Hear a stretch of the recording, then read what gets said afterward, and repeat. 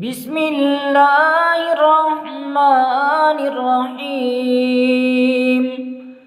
تبارك الذي بيده الملك وهو على كل شيء قدير، الذي خلق الموت والحياة ليبلوكم أيكم أحسن عملا، وهو العزيز الغفور، الذي خلق 7 سماوات طباقا، ما ترى في خلق الرحمن من تفاوت، فارجع البصر هل ترى من فتور، ثم ارجع البصر كرتين ينقلب إليك البصر خاسئا وهو حسير. ولقد زينا السماء الدنيا بمصابيح وجعلناها رجوما للشياطين وأعتدنا لهم عذاب السعير. وللذين كفروا بربهم عذاب جهنم وبئس المصير. إذا ألقوا فيها سمعوا لها شهيقا وهي تفور، تكاد تميز من الغيظ، كلما ألقي فيها فوج سألهم خزنتها ألم يأتكم نذير، قالوا بلى قد جاءنا نذير، فكذبنا وقلنا ما نزل الله من شيء إن أنتم إلا في ضلال كبير.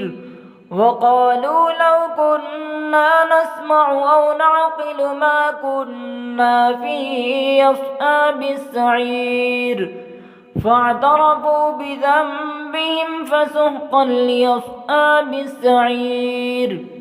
إن الذين يخشون ربهم بالغيب لهم مغفرة وأجر كبير.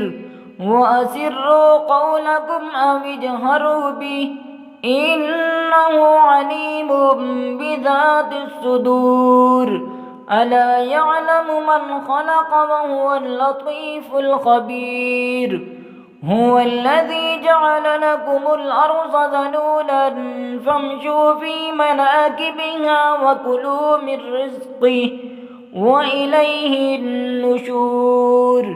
أأمنتم من في السماء أن يخسف بكم الأرض فإذا هي تمور، أم أمنتم من في السماء أن يرسل عليكم حاصبا، فستعلمون كيف نذير.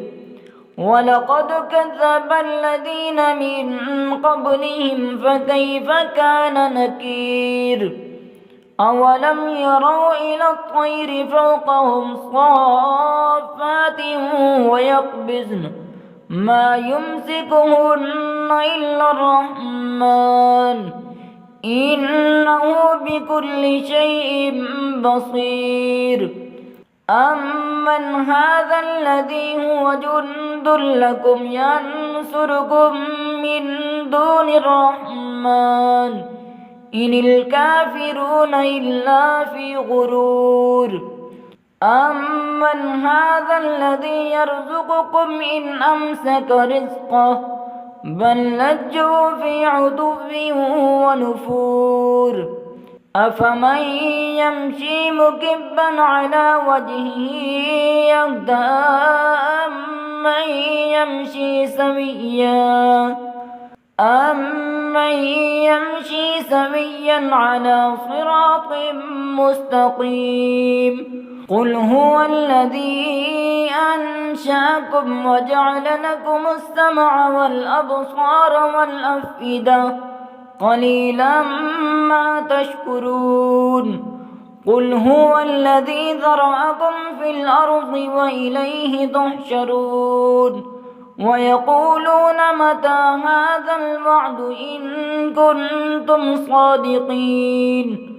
قل إنما العلم عند الله وإنما أنا نذير مبين فلما رأوه زلفة سيئت وجوه الذين كفروا وقيل هذا الذي كنتم به تدعون قل أرأيتم إن أهلكني الله ومن معي أو رحمنا فمن يجير الكافرين من عذاب أليم قل هو الرحمن آمنا به وعليه توكلنا فستعلمون من هو في ضلال مبين قل أرأيتم إن أصبح ماؤكم غورا فمن يأتيكم